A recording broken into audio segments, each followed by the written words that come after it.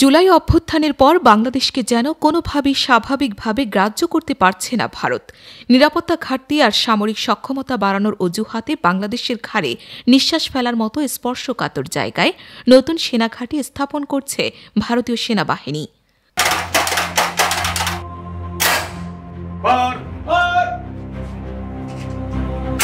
বাংলাদেশের বর্তমান রাজনৈতিক অস্থিরতার প্রেক্ষাপট তুলে ধরে পশ্চিমবঙ্গের উত্তর দিনাজপুরে একটি নতুন সামরিক ঘাঁটি বসিয়েছে তারা। কারেন্ট টাইম মিনিমাল টাইম ফ্রেমের মধ্যেই সেনা ঘাঁটি বসানো হয়েছে, এমনটি জানিয়েছে বেশ কয়েকটি নিরাপত্তা সূত্র। একই সাথে কুড়িগ্রামের সীমান্ত বরাবর ওপারে নিরাপত্তা শক্তিশালী করতে আসামের ধুবড়ীতেও একটি নতুন সামরিক স্টেশনও গড়ে তুলছে ভারত। ভারতীয় সংবাদ মাধ্যম ডেকান ক্রনিকলের এক প্রতিবেদন থেকে এই তথ্য জানা গিয়েছে। প্রতিবেদনে বলা হয়, বাংলাদেশ সীমান্তের খুব কাছে উত্তর দিনাজপুরের চোপড়া সেনা ঘাঁটি গত বৃহস্পতিবার পরিদর্শন করেছেন eastern army commander lieutenant general RC. Tiwari.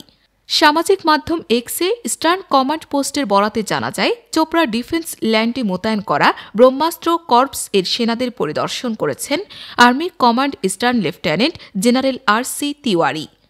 Lieutenant general Tiwari এ সময় সেনাদের সঙ্গে কথাবার্তা বলেন এবং স্বল্প সময়ের মধ্যে ঘাঁটি স্থাপন এবং কার্যক্রম চালানোয় তাদের পেশাদারিত্ব এবং ক্লান্তিহীন প্রচেষ্টার প্রশংসা করেন।